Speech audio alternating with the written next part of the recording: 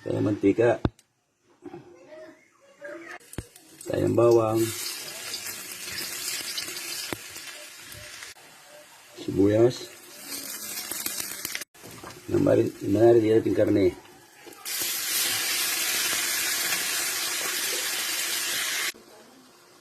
Tayong paminta. Hintayin natin kumulo at lumambot ang karne. Huwag natin lagyan ng barikado. Sa tubig, dagdag tayong konti. Uling kumulo. Hintayin natin uling kumulo.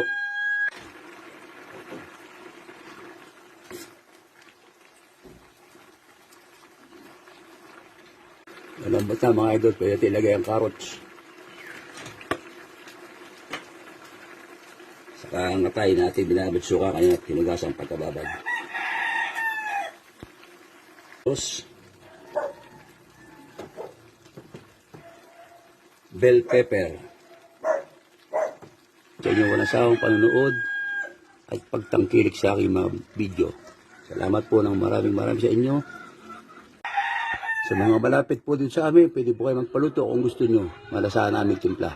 Salamat po.